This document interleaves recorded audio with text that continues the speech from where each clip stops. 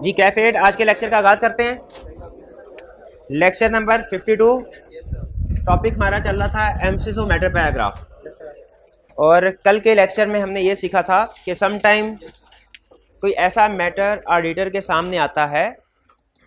Matter means कोई भी issue, कोई भी प्रॉब्लम नहीं कहना चाहिए, कोई भी इशू, कोई भी ऐसी चीज़ जो ऑडिटर के सामने आई और वो मिस स्टेटमेंट स्कोप लिमिटेशन नहीं है क्योंकि मिस स्टेटमेंट स्कोप लिमिटेशन हो तो आपको पता है मॉडिफाइड ओपिनियन और बेसिस फॉर मॉडिफाइड ओपिनियन के थ्रू यूजर तक पहुंचा देते हैं, वो तो हमारे ऊपर लाजमी है। लेकिन वो मिस स्टेटमेंट स्कोप लिमिटेशन तो नहीं है, लेकिन ऑडिटर के ख्याल में वो यूजर्स को फिर भी बता देना बेहतर है। तो क्या ऑडिटर को वो चीज यूजर्स को बता देनी चाहिए? यानी बेसिक क्वेश्चन ये हुआ कि क्या ऑडिटर मिस स्टेटमेंट और स्कोप लिमिटेशन के अलावा भी कुछ चीजें, कुछ मैटर अगर समझे यूजर्स को बता देनी चाहिए तो क्या वो बता सकता है? इसका जवाब है यस। ऑडिटिंग स्टैंडर्ड्स ने ऑडिटर को ये पावर दी है कि वो अगर मुनासिब समझता है मिस स्टेटमेंट स्कोप लिमिटेशन के अलावा कोई चीज अहम है, यूजर्स को बता देनी चाहिए, तो वो बता सकता है। ठीक है। अब ये चूंकि एक डिस्क्रिशनरी पावर है, ऑप्शनल कह लें इसको, या यूं कह लें ऑडिटर की जजमेंट पे डिपेंड कर रहा है, इसीलिए ऑडिटिंग स्टैंडर्ड इस तरह की चीजों को कहते हैं कि ये कंपलसरी नहीं है कि हर ऑडिट रिपोर्ट में मौजूद हो। ये जिस ऑडिट रिपोर्ट में ऑडिटर समझेगा कि मुनासिब हैं, इंक्लूड करनी चाहिए, उस ऑडिट रिपोर्ट में इनको इंक्लूड कर देगा, वरना इनको रिपोर्ट का हिस्सा नहीं बनाएगा। आपको याद होगा जब हमने चैप्टर 4 का लर्निंग ऑब्जेक्टिव 1 था शायद, उसमें एलिमेंट्स पढ़े थे, तो कुछ एलिमेंट्स हमने पढ़े थे जो अनमोडिफाइड रिपोर्ट के, जो हर रिपोर्ट में आते हैं, और कुछ ऐसे थे जो मोडिफाइड के नाम से थे। याद है? 3-4 एडिशनल के नाम से थे, एडिशनल मैटर, एडिशनल। वो कौन से पैराग्राफ थे? वो पैराग्राफ थे जो कि सम टाइम रिपोर्ट का हिस्सा बनेंगे, सम टाइम नहीं बनेंगे, ऑडिटर की जजमेंट पे डिपेंड करता है। तो हमने कल इसकी एग्जांपल पढ़ी कि एक एग्जांपल है एमसीएस मैटर पैराग्राफ। यानी अगर ऑडिटर समझे कि कोई चीज ना मिस स्टेटमेंट है ना स्कोप लिमिटेशन है, ये उसको बता देना बेहतर है, तो कैसे कम्युनिकेट कर सकता है? एमसीएस मैटर पैराग्राफ के जरिए से। ठीक है। कल हमने इसकी डेफिनेशन पढ़ी थी, एग्जाम्पल्स पढ़े थे।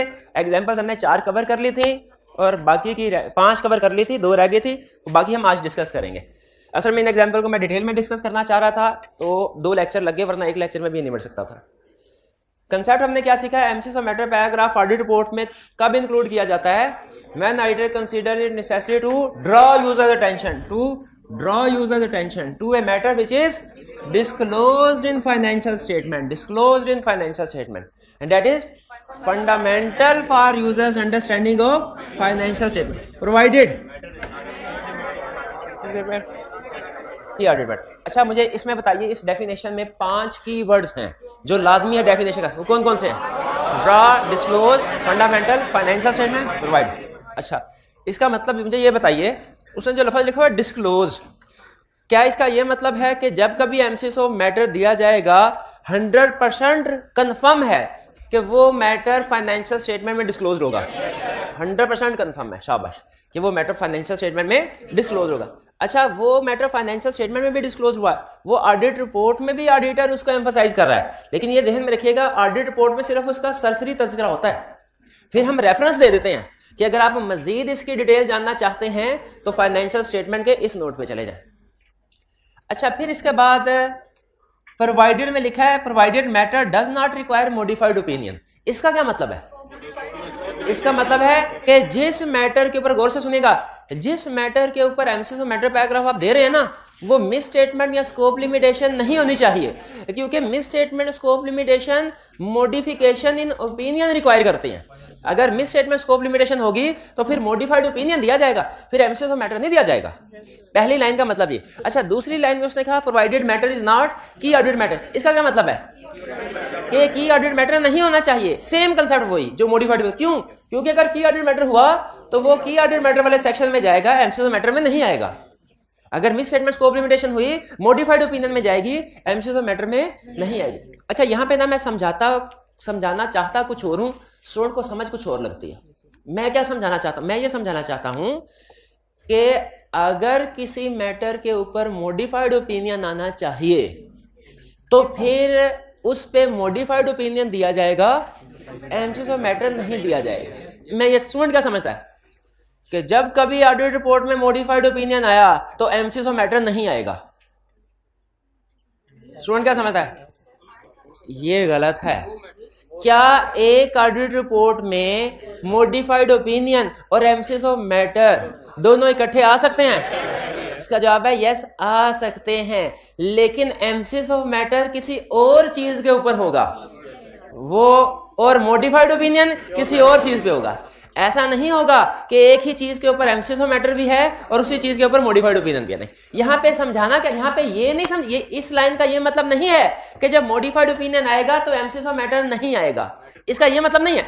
इसका सही मतलब क्या है कि जिस मैटर के ऊपर एमसीएस ऑफ मैटर आएगा उसके ऊपर मॉडिफाइड ओपिनियन नहीं आएगा, या जिसके ऊपर मॉडिफाइड ओपिनियन आएगा उसके ऊपर एमसीएस ऑफ मैटर नहीं आएगा। किसी दूसरे मैटर पे आ सकता है, किसी दूसरे मैटर पे आ सकता है। कुछ समझा पाए हम आपको? तो बताइए क्या ऐसा पॉसिबल है कि एक रिपोर्ट में क्वालिफाइड ओपिनियन एक्सप्रेस किया गया और उसी रिपोर्ट के अंदर एमसीएस ऑफ मैटर भी आ जाए? क्या पॉसिबल? हाँ पॉसिबल है, लेकिन ध्यान किस चीज का रखना है हमने? दो, शाबाश, दोनों अलग अलग मैटर्स के ऊपर हो। क्लियर होगी ये बात? अच्छा चलिए, ये डेफिनेशन हमने कल पढ़ ली। अच्छा, की ऑडिट मैटर क्या है ये मैं अभी आपने नहीं मैंने समझाया नहीं हुआ, आपने सिर्फ डेफिनेशन के तक याद कर लेना है। इसकी बारी भी एक आधे दिन में आने वाली है। Example of MCS of matter. MCS of matter की एग्जाम्पल केस स्टडी के पॉइंट ऑफ व्यू से सबसे अहम एग्जाम्पल जेन में रखिएगा। केस स्टडी के और एग्जाम में ये केस स्टडी ही टेस्ट करेगा। एग्जाम्पल्स है, डेफिनेशन तो सिर्फ आपके कंसेप्ट स्ट्रॉन्ग करने के लिए इसके ऊपर डिस्कशन की। सबसे पहली एग्जाम्पल क्या है? एक्सेप्शनल लिटिगेशन और रेगुलेटरी एक्शन। एक्सेप्शनल लिटिगेशन क्या होती है? क्लाइंट के खिलाफ कोई बड़ा केस, बड़ा एक्सेप्शनल। और रेगुलेटरी एक्शन क्या है? गवर्नमेंट की तरफ से कोई एक्शन लिया गया हो कंपनी के खिलाफ, क्योंकि गवर्नमेंट ने अगर कंपनी के खिलाफ कोई एक्शन ले रही है तो छोटा मोटा इशू थोड़ी होगा।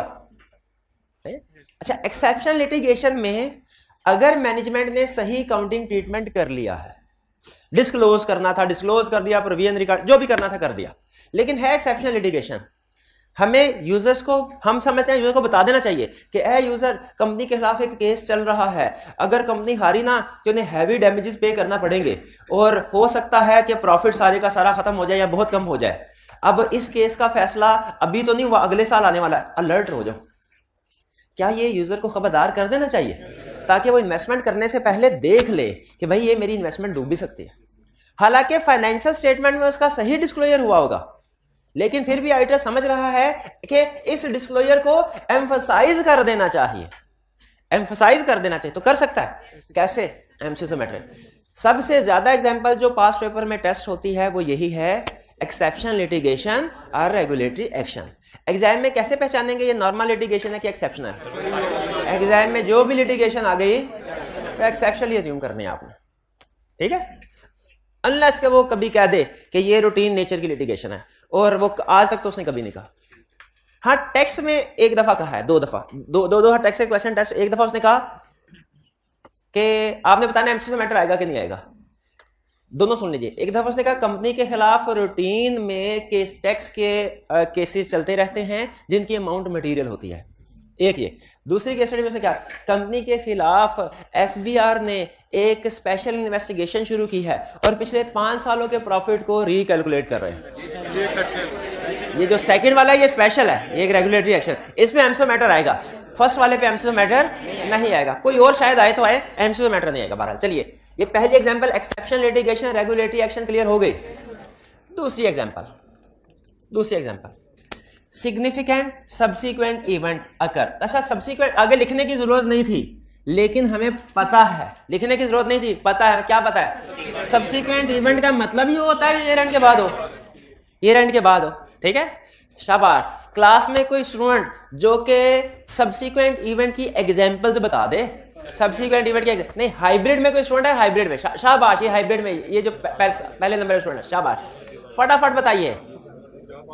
सब्सिक्वेंट इवेंट में एग्जांपल, पहले कैटेगरीज बतानी है, फिर उनकी एग्जांपल्स बतानी है, फिर उनका ट्रीटमेंट बताना है। हाँ, इतना आसान नहीं है पैसे कमाना। जी मेरे भाई, शाबाश। शोर ना मचाए, शोर ना, देखिए अगर शोर मचाएंगे टाइम कम होगा, फिर प्राइज वाली क्वेश्चन कम हो जाएंगे।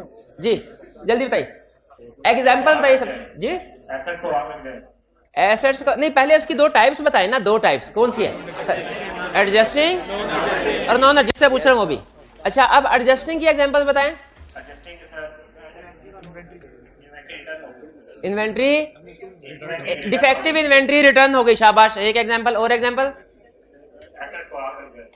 एशर्स को आग लग जाए, ये नॉन एडजस्टिंग है। और जी मेरे भाई आप बताइए, बैड डेट और वारंटी वगैरह नहीं भाई कोई। फिर सुन लें, सब्सिक्वेंट इवेंट की दो टाइप्स हैं, एक एडजस्टिंग, दूसरा नॉन एडजस्टिंग। एडजस्टिंग इवेंट की एग्जांपल्स हैं bankruptcy of debtor, sale of inventory below cost, decision of legal case, return of defective inventory. Non adjusting event की एग्जांपल्स है फायर, जिससे एसेट्स डिस्ट्रॉय हो जाएं। नॉन एडजस्टिंग इवेंट में हमने सिर्फ डिस्क्लोजर देना होता है, एडजस्टिंग इवेंट में हमने अमाउंट्स को भी चेंज करना होता है, एडजस्टिंग एंट्री पास करनी होती है। तो ये रेंट के बाद कोई भी सब्सिक्वेंट इवेंट अगर हो जाए तो वो कोई भी सब्सिक्वेंट इवेंट अगर हो जाए उस पे हमने emphasis of matter paragraph include करना है। आगे चलें। Next, financial statement reissued are corresponding figures restated. ये हमारा इस टॉपिक में तो अहम है, इससे कहीं ज्यादा अहम हमारे फ्यूचर के टॉपिक के लिए है।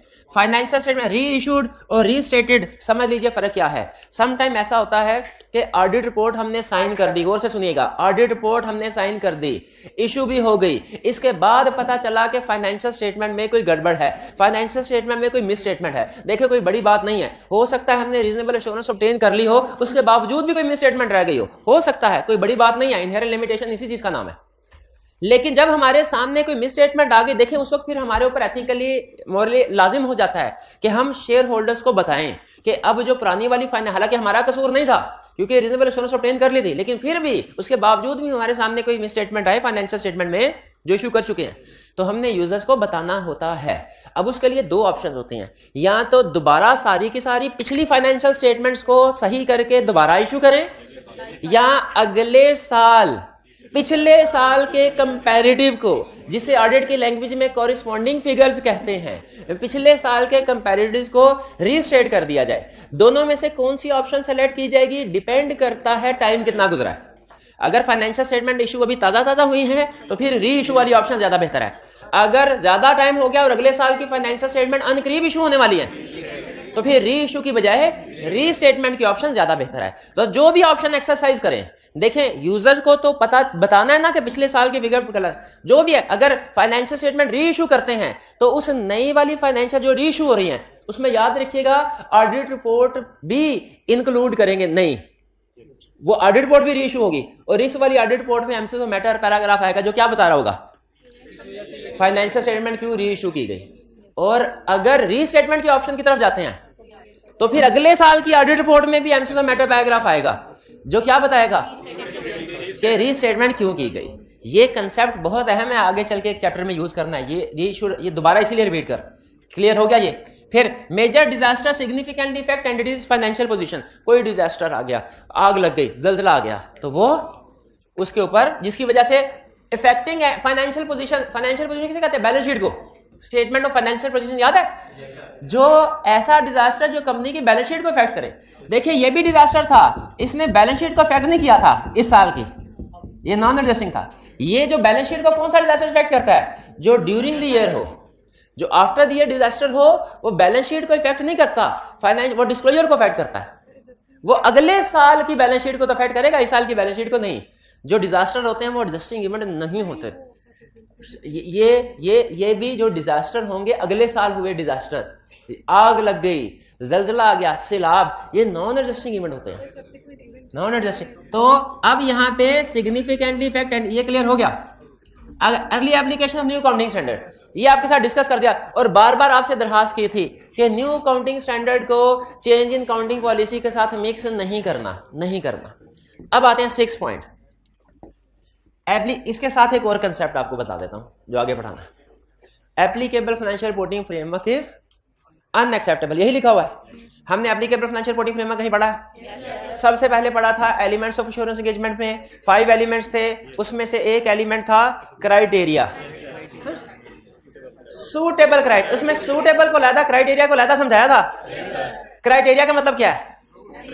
फ्रेमवर्क जिसके मुताबिक फाइनेंशियल स्टेटमेंट्स बनती हैं, जैसे IFRS, जैसे टैक्स बेसिस, ये है फ्रेमवर्क। और इसमें लफ्ज सूटेबल का मतलब क्या था? कि वो सही से सेलेक्ट किया गया हो। जो सूटेबल क्राइटेरिया होता है ना, उसके लिए हम वर्ड क्या हम बोलते हैं कि ये ऑडिटर के लिए एक्सेप्टेबल है, और जो सूटेबल नहीं होता अनएक्सेप्टेबल। कंसेप्ट असल में ये है कि अगर कोई फ्रेमवर्क अनएक्सेप्टेबल है ना, तो फाइनेंशियल स्टेटमेंट्स को देखने की जरूरत नहीं है। अनएक्सेप्टेबल फ्रेमवर्क के मुताबिक जो फाइनेंशियल स्टेटमेंट बनी वो ऑटोमेटिकली सारी की सारी गलत है। जब फ्रेमवर्क ही अनएक्सेप्टेबल है तो उस फ्रेमवर्क के मुताबिक जो जो चीज भी बनी वो अनएक्सेप्टेबल है, तो वो मिसस्टेटेड है।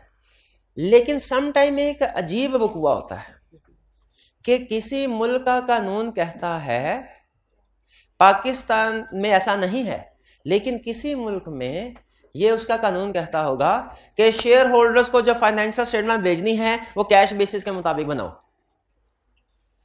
किसी कानून तो कानून है, कुछ भी कह सकता है। बताइए इस सिचुएशन में ऑडिटिंग स्टैंडर्ड्स की और लोकल लॉज में कंफ्लिक्ट आ गया कि नहीं? लोकल लॉज क्या कहते हैं कि इसी फ्रेमवर्क के मुताबिक फाइनेंशियल स्टेटमेंट बनेगी कैश के मुताबिक। ऑडिटिंग स्टैंडर्ड क्या है कि नॉर्मली यूजर्स के लिए कैश बेसिस नहीं, अक्रूवल बेसिस के मुताबिक फाइनेंशियल स्टेटमेंट बननी चाहिए। अब ऑडिटर कहेगा मेरे लिए फाइनेंशियल रिपोर्टिंग फ्रेमवर्क अनएक्सेप्टेबल है। ऑडिटर क्या कहेगा? मेरे लिए फाइनेंशियल रिपोर्टिंग फ्रेमवर्क अनएक्सेप्टेबल है। लेकिन लॉ कहेगा रिक्वायर्ड बाय लॉ तो यही है, रिक्वायर्ड बाय लॉ तो यही है। बताइए जहां कहीं स्टैंडर्ड में और लॉ में कंफ्लिक्ट है, किसकी बात मानी जाती? लॉ जो जो कहे मानो। लेकिन फिर स्टैंडर्ड कहते हैं लॉ की सारी बात मानो, थोड़ी सी मेरी भी मानो। फिर लॉ के खिलाफ चलते हुए नहीं, लॉ के अंदर रहते हुए थोड़ी सी मेरी भी मानो। यानी अगर applicable financial reporting framework unacceptable है लेकिन रिक्वायर्ड बाय लॉ है, गैस कीजिए ऑडिटर एंगेजमेंट को एक्सेप्ट करेगा कि नहीं? करेगा, क्योंकि लॉ रिक्वायर कर रहा है। लेकिन स्टैंडर्ड कहता है एंगेजमेंट एक्सेप्ट कर लो, ठीक है, लेकिन रिपोर्ट में एक लाइन लिख दो, क्या? कि ये फ्रेमवर्क अनएक्सेप्टेबल है, लेकिन मैं इसीलिए ऑडिट कर रहा हूं क्योंकि रिक्वायर्ड बाय लॉ है। और ऑडिटर कैसे बताएगा? ये मैटर पैराग्राफ में एमसीज ऑफ मैटर। ये अब लाइन समझ आई? Applicable financial reporting framework is unacceptable but prescribed by law, required by law. Prescribed मतलब रिक्वायर्ड, ही रिक्वायर्ड बाय लॉ हो तो हम एंगेजमेंट को एक्सेप्ट करते हैं कि नहीं करते? करते हैं। लेकिन स्टैंडर्ड क्या कहता है? कर लो कर लो, क्योंकि लॉ ने कहा है। लेकिन अपनी रिपोर्ट में ये लिख देना, क्या लिख देना? कि फ्रेमवर्क अनएक्सेप्टेबल था लेकिन रिक्वायर्ड बाय लॉ था, इसलिए ऑडिट कर रहे हैं। क्लियर? ये वाली लाइन समझ आई? चलिए ये दो कंसेप्ट है ना, ये वाला और ये वाला, ये फ्यूचर में मैंने यूज करने हैं। तीसरा वो छड़ा जी।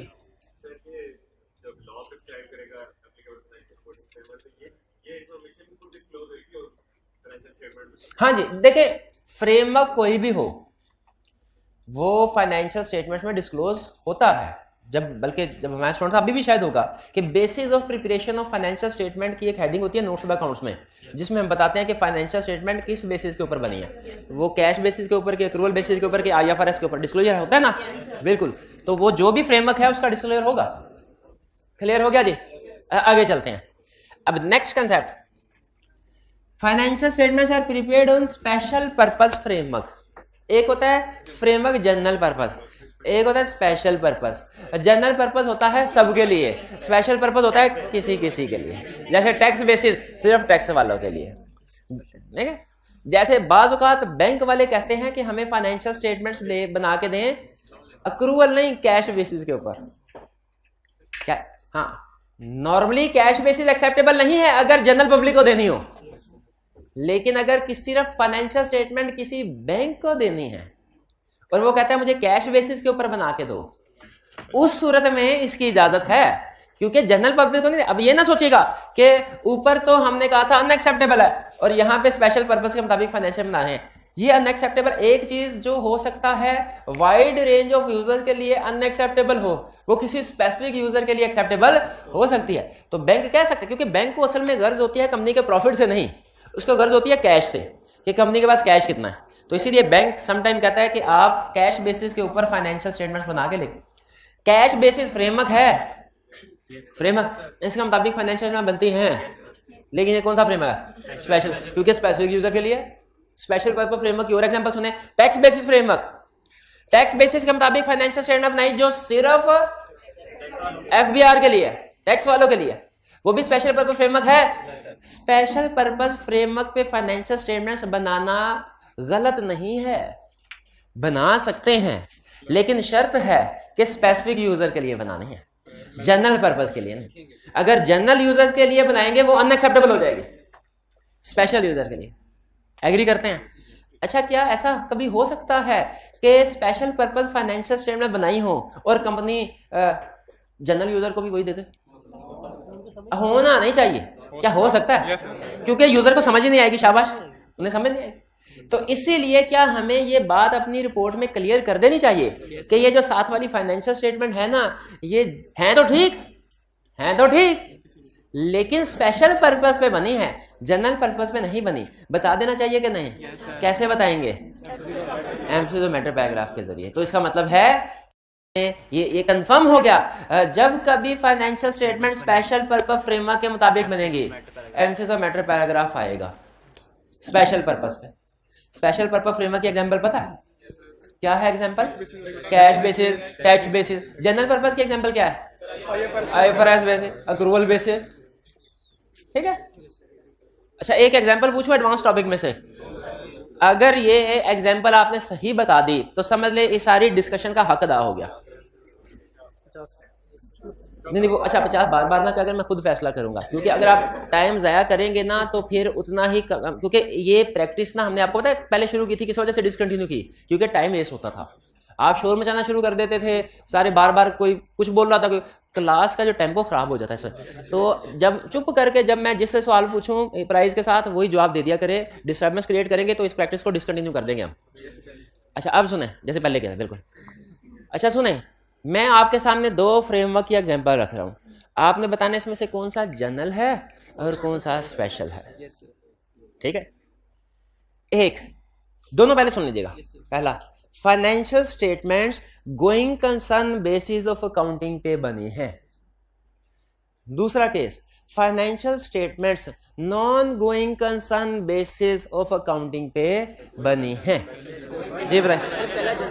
Going concern basis of accounting general purpose financial statement, और non going concern basis of, शाबाश, स्पेशल पर्पस है। नॉन गोइंग कंसर्न बेसिस को हम अल्टरनेट बेसिस ऑफ अकाउंटिंग भी कहते हैं, लिक्विडेशन बेसिस ऑफ अकाउंटिंग भी कहते हैं, breakup value basis of accounting भी कहते हैं। इसका मतलब यह हुआ, अगर financial statement going concern basis पे बनी है तो ठीक है, लेकिन अगर नॉन गोइंग कंसर्न बेसिस के ऊपर फाइनेंशियल, तो फिर ऑडिट रिपोर्ट में क्या आएगा?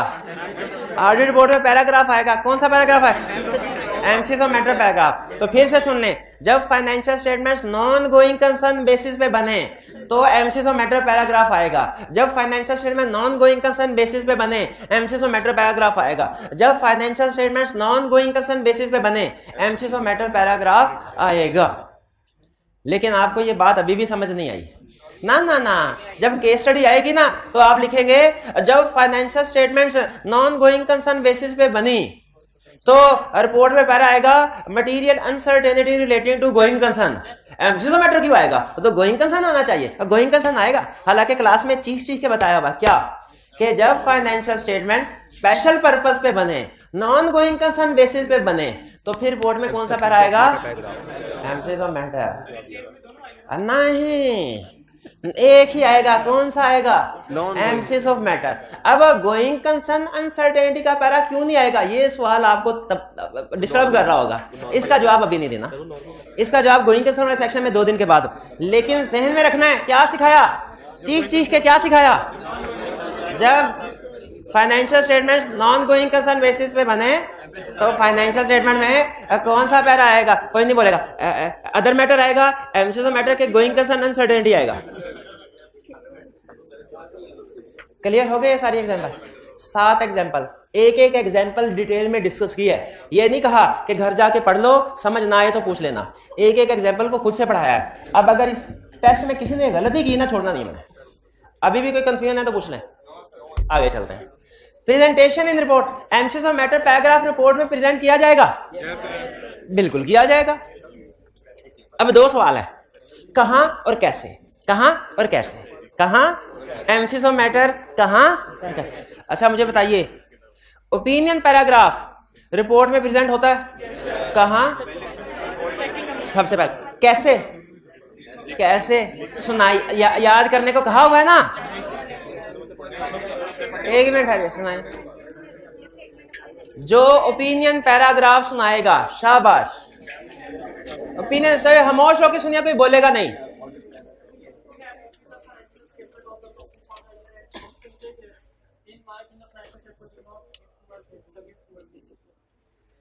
इन माय, देखें आपने सिर्फ ओपिनियन बताया, इन माय ओपिनियन फाइनेंशियल में do not give true and fair view. मैं पूरा पैराग्राफ सुनना चाह रहा हूं। ओपिनियन पैराग्राफ में तो ये भी आता था शायद, वी हैव ऑडिटेड से शुरू होता था। ओपिनियन है इंट्रोडक्टरी इंफॉर्मेशन भी वहां से शुरू करें ना। एक मिनट और कोई नहीं बोलेगा जी।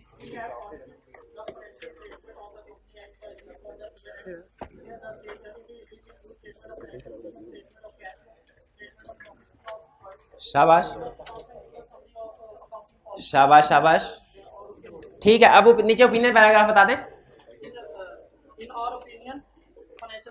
फाइनेंशियल स्टेटमेंट्स नहीं, पूरा फाइनेंशियल स्टेटमेंट का सेट बताते हैं, 5 का सेट, वो सारा set given true and fair view. ठीक है, चलिए बात हिम्मत की भाई ने आधे से ज्यादा ठीक बता दिया।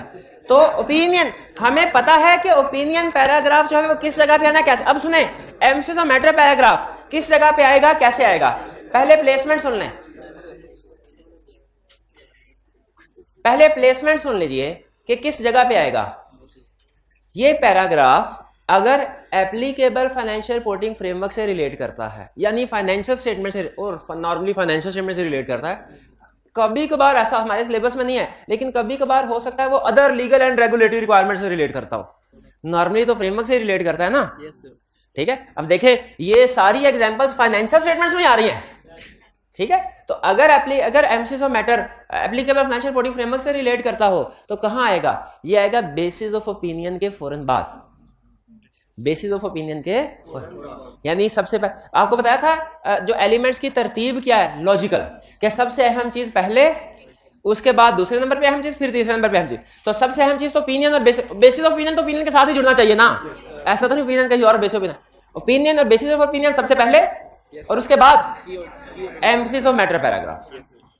क्लियर? हाँ, अगर किसी रिपोर्ट में की ऑडिट मैटर भी दिया जा रहा है तो पहले एम्फसिस ऑफ मैटर आएगा या की ऑडिट मैटर, डिपेंड करता है रिलेटिव सिग्निफिकेंस। अगर की ऑडिट मैटर ज्यादा अहम है तो वो पहले आएगा, एम्फसिस ऑफ मैटर बाद में। और अगर एम्फसिस ऑफ मैटर ज्यादा अहम है वो पहले आएगा, की ऑडिट मैटर बाद में। नॉर्मली ज्यादातर केसेस में एम्फसिस ऑफ मैटर ज्यादा अहम होता है, ज्यादातर केसेस में। तो अगर आप प्रैक्टिकली लिस्टेड कंपनी की कोई भी रिपोर्ट देखेंगे ना जिसमें दोनों मैटर्स होंगे, तो उसमें तरतीब ही होती है, पहले ओपिनियन, फिर बेसिस ऑफ ओपिनियन, फिर की ऑडिट मैटर, फिर emphasis of matter. Placement clear हो गई after basis of opinion section. और अगर की ऑडिट मैटर दिया हुआ है तो फिर डिपेंड करेगा रिलेटिव सिग्निफिकेंस पे, कौन सा ज्यादा अहम है। जो ज्यादा अहम है वो ऊपर आ जाएगा। जनरली मैंने बताया था कि एम्फसिस ऑफ मैटर ज्यादा अहम होता है की ऑडिट मैटर से।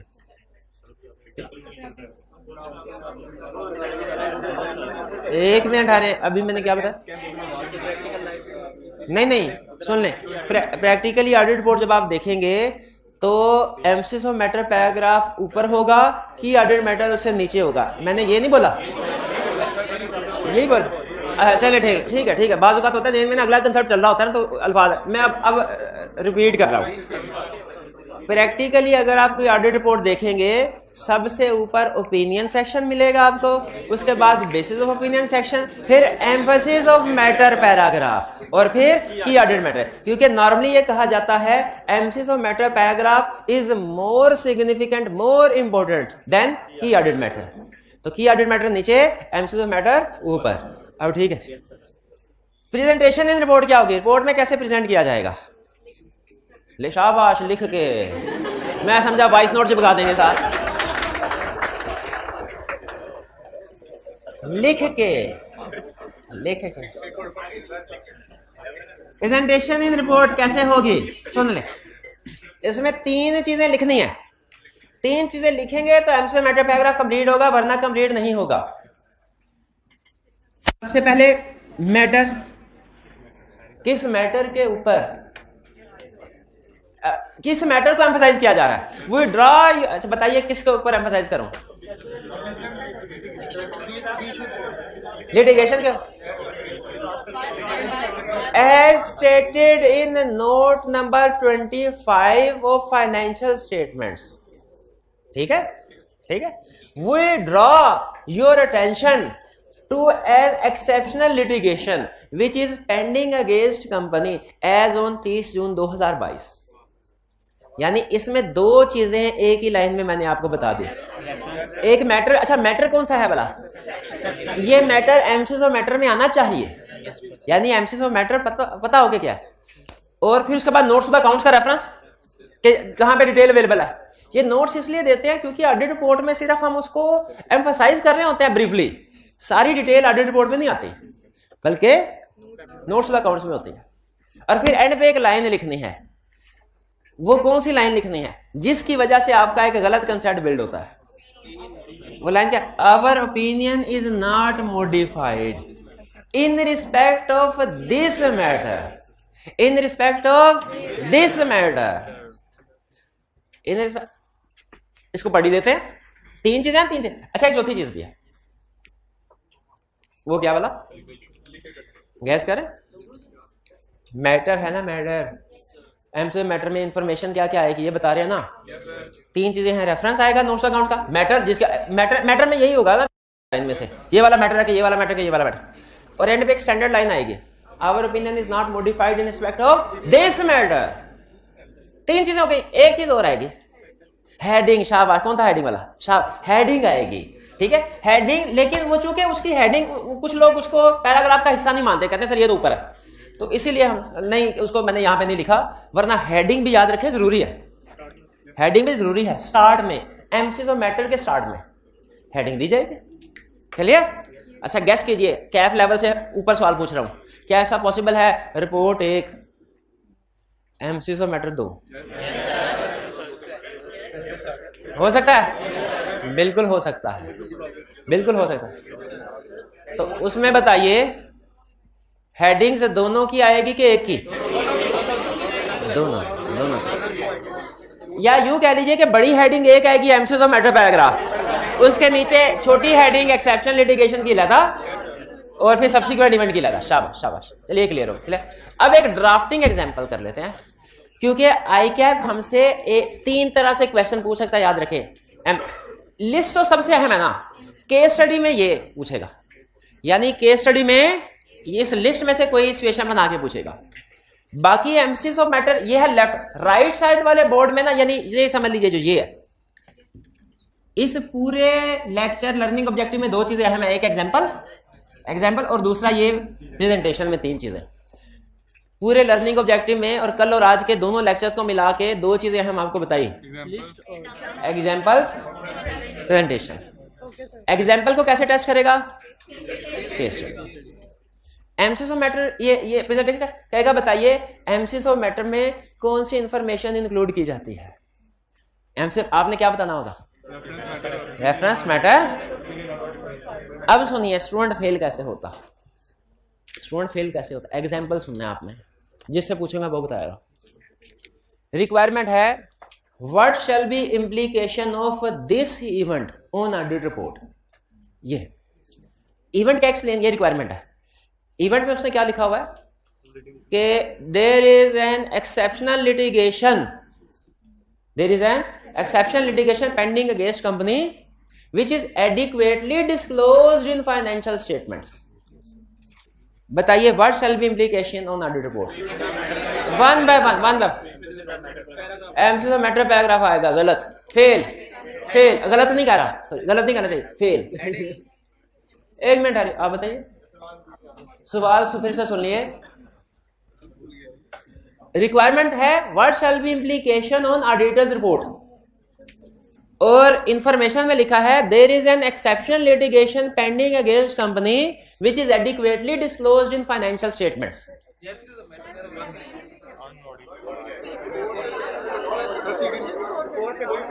एक मिनट है, सुनने दे।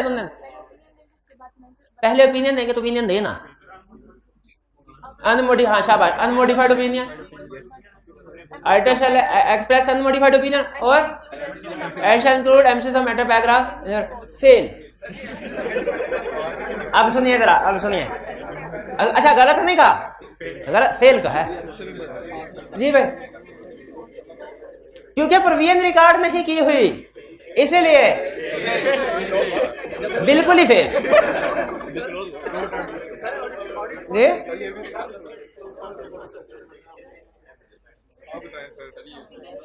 अब आप कहेंगे सर ये बात तो सर हमें पता थी, ये बात तो पता थी। ओपिनियन की डेफिनेशन देंगे, ओपिनियन के बाद एक्सपर्ट से कंसल्टेशन लेंगे, उसके बाद की एडिक्वेसी को देखेंगे, वैल्यूएट करेंगे। ठीक, रिक्वायरमेंट को गौर से सुन ले। What shall B impact on audit report, इसका मतलब है ऑडिट रिपोर्ट से बाहर नहीं जाना। अब सुनिए पहली line, auditor shall express unmodified opinion on financial statement. दूसरी, अब चूंकि क्वेश्चन खास तौर पे किसके ऊपर नहीं, ऑडिट रिपोर्ट के किस एलिमेंट के ऊपर फोकस कर रहा है, तो हम लिखेंगे auditor shall include emphasis of matter paragraph in his report in which he shall state matter reference and opinion not modified. भाई एमसीएस ऑफ मैटर का इशारा तो कर दिया, भाई उसके अंदर जो ये इफेक्ट ऑन रिपोर्ट नहीं आ रहा, ये सिर्फ हेडिंग लिख दी, हेडिंग। ये तीन चीजें क्यों नहीं लिखी? नंबर इसीलिए नहीं बताए ताकि नंबर कम हो या ज्यादा हो आप हमेशा लिखें, कहीं जजमेंट की वजह से गलत फैसला ना कर ले। अब सुनिए, अब सुनिए, हिम्मत है तो अब पास होके दिखाएं। फिर केस स्टडी में उसने कहा there is an exceptional litigation pending against company which is not disclosed in financial statement. एक मिनट, वन बाय वन कौन बताएगा? शाबाश, एक मिनट है। Misstatement modified opinion fail. कहा था ना कंसेप्ट आता भी होता है फिर भी फेल होते हैं। और एक मिनट और कुछ मिनट। अच्छा पहले बड़े कॉन्फिडेंट होकर हाथ उठाया था, अब उनका गलत हुआ ना तो इनका भी कॉन्फिडेंस डाउन हो गया। सुने miss statement and MCS of matter paragraph. खुदा का खौफ करें, खुदा का खौफ करें। ये शाबाश, ये हाइब्रिड में किसने हाथ उठाया? शाबाश मुजाहिद। कौन है हाइब्रिड में? बताइए, नाम रोशन कीजिए मेरा, हाइब्रिड क्लास का नाम रोशन करें। शाबाश। कौन बताएगा हाइब्रिड में? हाइब्रिड में अगर किसी ने सही बताया 50 रुपए इनाम, 50 रुपए इनाम। बताएं, शाबाश, हिम्मत कर। जी जी जी।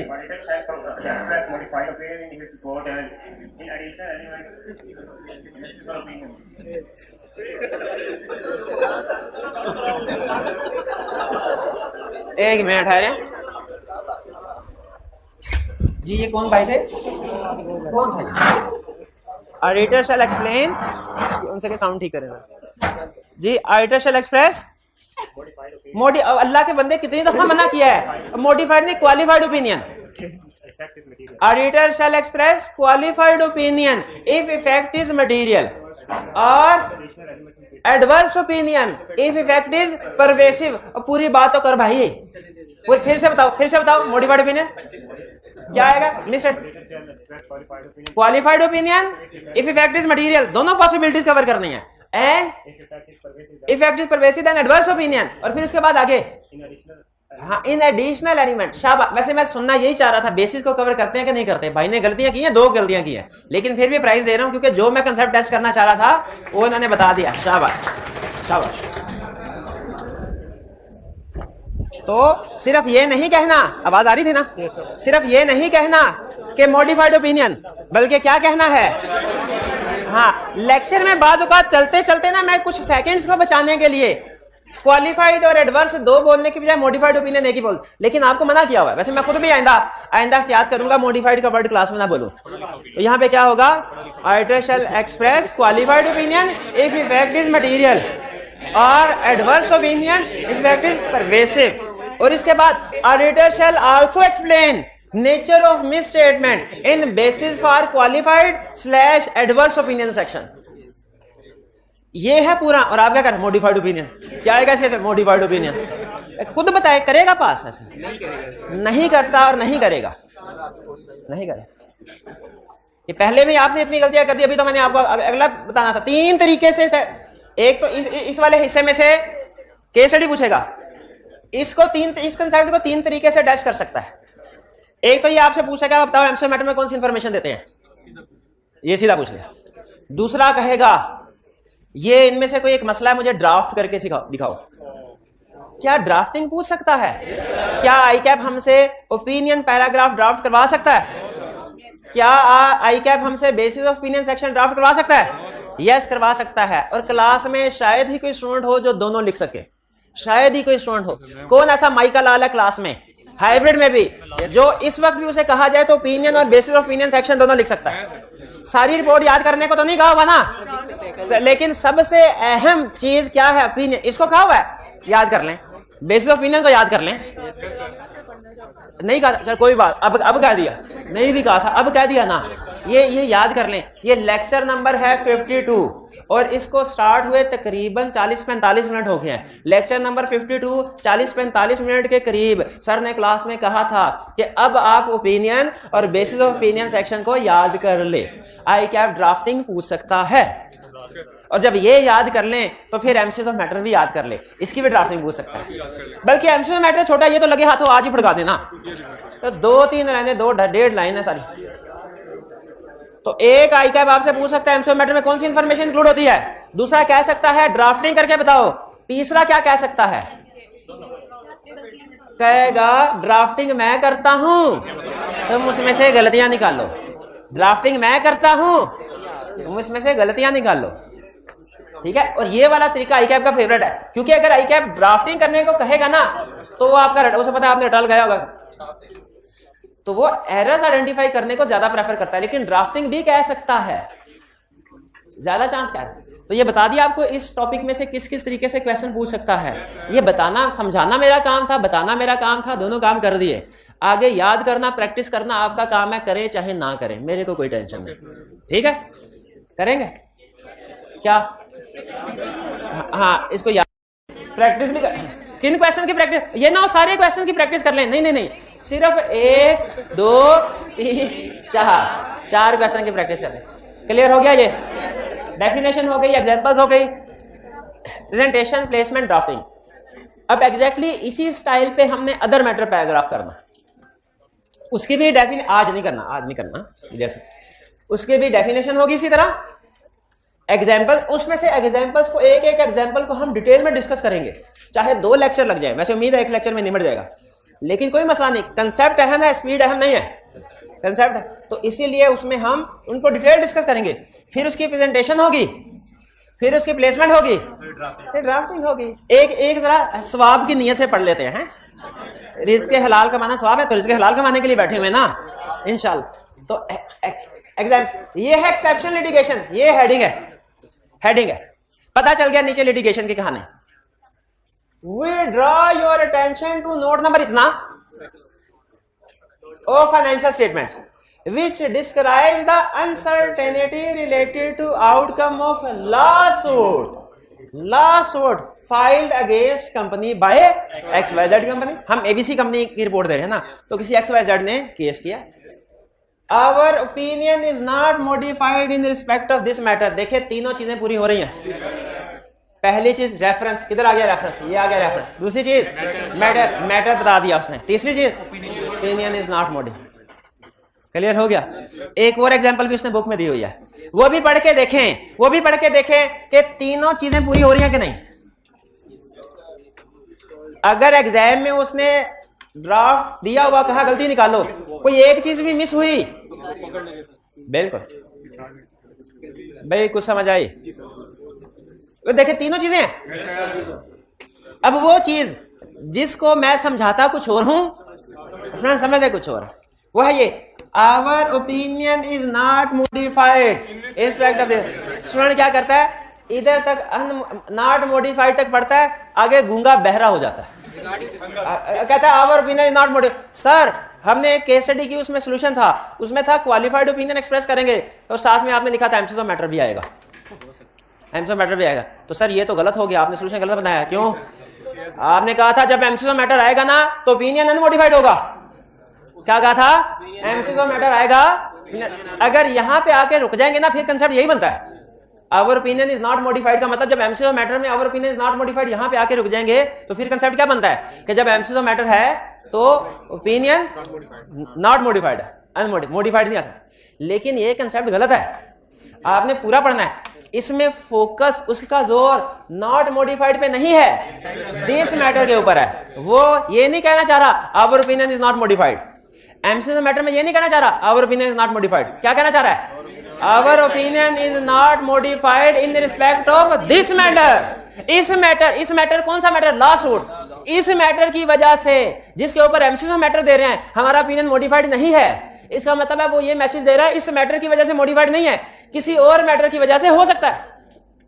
तो क्या पॉसिबल है क्वालिफाइड ओपिनियन हो और साथ ही एमसीएस ऑफ मैटर भी हो और एमसीएस ऑफ मैटर में ये लाइन भी लिखी हो our opinion is not modified in respect of this matter. क्यों? ऊपर तो मॉडिफाइड क्वालिफाइड ओपिनियन है, शाबाश, वो किसी और मैटर की वजह से, लास्ट रूट की वजह से नहीं है। ठीक है, क्योंकि अगर लास्ट रूट की वजह से होता तो फिर ये उधर जाता है, एमसीएस मैटर तो आता ही ना। फिर कुछ समझ आई आपको? चलिए अब आपके पास है 3 मिनट, जल्दी से इसकी रिवीजन कर लें, तब तक आपका वो क्विज सेटअप करते हैं हम। 3 मिनट है आपके पास। जी पॉज कीजिएगा जी, जल्दी से कनेक्ट हो जाइए। आज के क्विज का कोड है 13473520। 13473520। 1 मिनट का टाइम है, उसके बाद फिर हम क्विज स्टार्ट कर देंगे।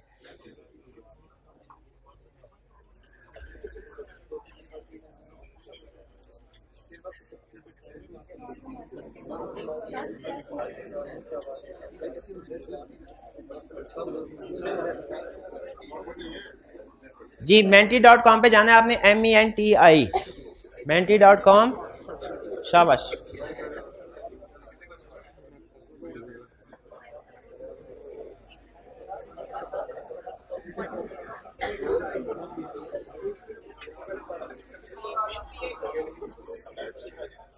जी ये रूल्स आपको पता है, 9 क्वेश्चन हैं आज के क्विज में। ज्यादा क्वेश्चन, जितनी जल्दी क्वेश्चन करेंगे उतने ज्यादा मार्क्स हैं।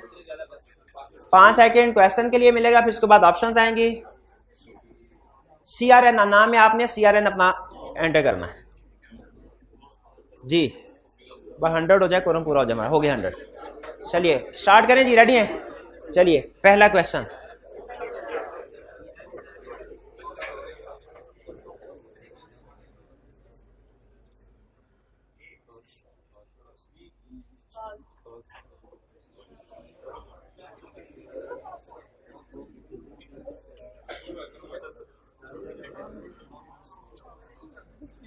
If auditor expresses modified opinion on financial statements, then audit report shall not include MCs of matter paragraph. False.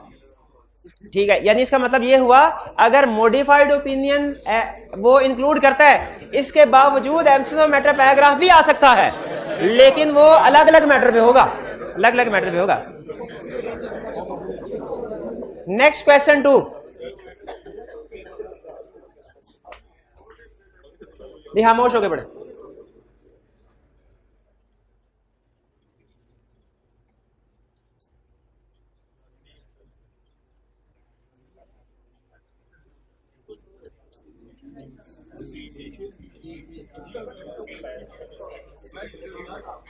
जी इनमें से कौन से वाला matter MCS of matter paragraph में इंक्लूड किया जाए? Material misstatement, material scope limitation, fundamental which is not disclose, ये तो मिसस्टेटमेंट हो जाएगी। Fundamental which is disclose in financial. अच्छा, की audit matter MCS matter paragraph में नहीं आएगा? वो तो की ऑडिट मैटर पैराग्राफ में आएगा ना। हाँ, वो उधर अपने घर में जाएगा, इसके घर में थोड़ी आएगा। Next question 3।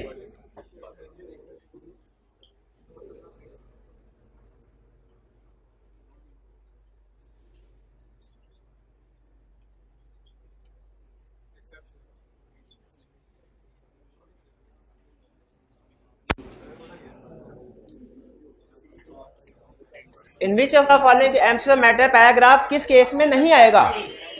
एक्सेप्शनल लिटिगेशन में आएगा, सब्सिक्वेंट इवेंट में आएगा, फायर जिससे काउंटिंग रिकॉर्ड डिस्ट्रॉय हो, ये एमसीएस मैटर नहीं आता, ये स्कोप लिमिटेशन की तरफ जाता है। शाबाश, ये ठीक है। Financial statement for same year are reissued, अभी तो पढ़ाया है, री इशूड हो या रीस्टेटेड हो एमसीक्यू मैटर आता है। और special purpose framework is used, फिर भी आता है। स्पेशल पर्पस फ्रेमवर्क की क्या एग्जांपल है? Cash basis, tax basis, non going concern basis. Question 4,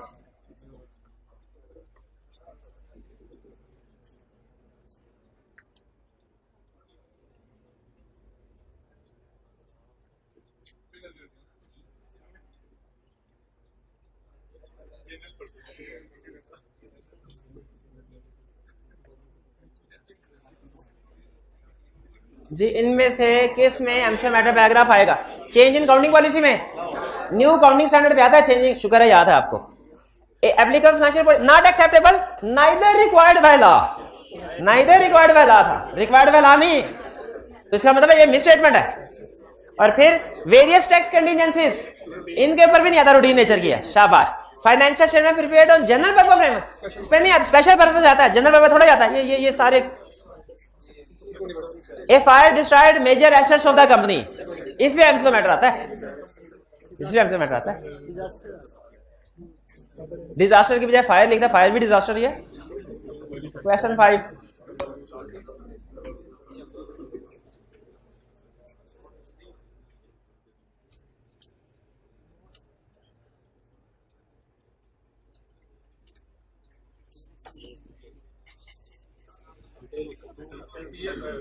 कौन सी इंफॉर्मेशन एमसीक्यू मैटर में इंक्लूड नहीं की जाती? मैटर बीइंग एम्फसाइज्ड किया जाता है, opinion not modified in respect of this matter भी आता है, मोर डिटेल्ड एक्सप्लेनेशन, लेस डिटेल्ड होती है, मोर डिटेल्ड नहीं होती, मोर डिटेल्ड तो फाइनेंशियल स्टेटमेंट में, रेफरेंस ऑफ नोट्स, हेडिंग, शाबाश, तो ये मोर डिटेल्ड एक्सप्लेनेशन हो, शाबाश, ये सही आपने आइडेंटिफाई किया।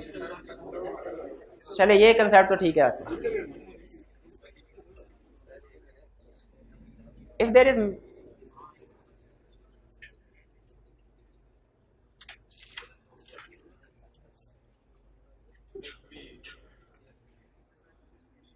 अगर material uncertainty related to going concern है तो मॉडिफाइड ओपिनियन में आएगी क्या? नहीं, क्योंकि मिस स्टेटमेंट नहीं है। अनसर्टेनिटी होना मिस स्टेटमेंट, अगर सही तरीके से डिस्क्लोज किया गया तो एमसीक्यू मैटर भी नहीं आएगा, क्योंकि इसका अपना पैराग्राफ है।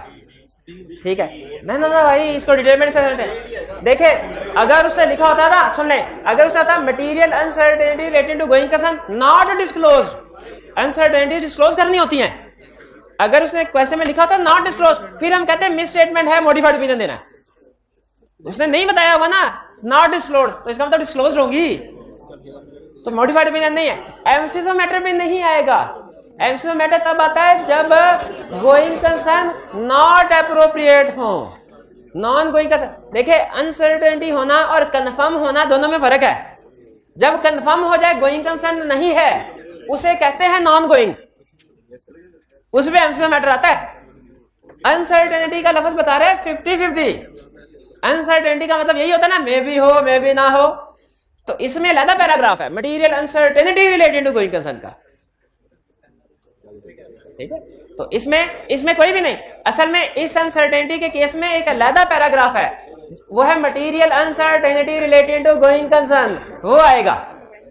मटेरियल अनसर्टेन, हाँ वो नहीं करवाया इसलिए पूछा भी नहीं, सिर्फ ये पूछा इन दोनों में आएगा कि नहीं आएगा, तो इन दोनों में नहीं आएगा।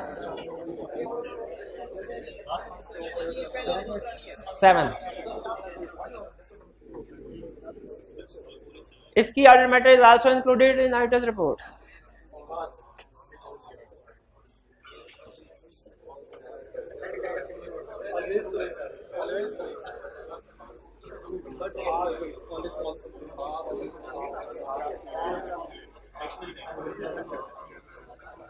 जी फॉल्स, हमेशा नहीं, ये ऑडिटर की जजमेंट पे डिपेंड करता है। दोनों में से जो रिलेटिव सिग्निफिकेंस का, हाई सिग्निफिकेंस का होगा वो ऊपर आ जाएगा। Second last question,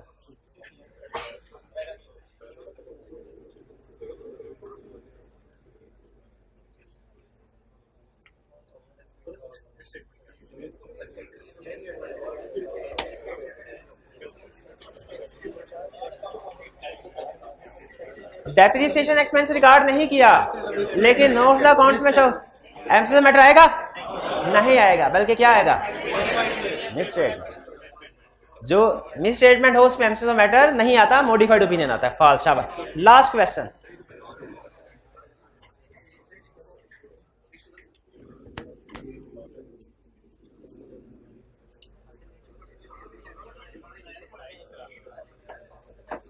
Which of the following is alternate term for other matter paragraph?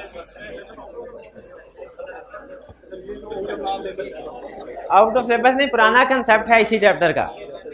Other matter की अल्टरनेट टर्म क्या है? शाबाश। ये एमसीक्यू मैटर वाला कौन था? शाबाश शाबाश। कौन था MCQ matter? None of the above. Other matter भी अलग है, other legal and regulatory requirements भी अलग एलिमेंट है, अदर इंफॉर्मेशन भी अलग है। ये एलिमेंट जाके पढ़े, एलिमेंट जाके पढ़े, आपको पता चलेगा। कोई नहीं, ये चले चले, ये फिर 50 रुपए मैं खुद ही रख लेता हूँ। ये पहली पोजीशन किन की है? शाबाश। पहली पोजीशन आपकी है। शाबाश। चले चले, ये ले 106160। शाबाश। ये दे। थर्ड पोजीशन पे कैथी। कैथी किधर है? कैथी जो भी है, जो भी बात ऑटोमेटिकली नाम है। थर्ड पोजीशन पे कौन है? थर्ड पोजीशन पे भाई, फोर्थ पोजीशन पे ये मोबाइल देख के, एविडेंस देख के। और फिफ्थ पोजीशन पे पगली नहीं है। चलिए आज का लेक्चर यहाँ खत्म करते हैं। अल्लाह हाफिज। असाइनमेंट जरूर करके आइएगा। असाइनमेंट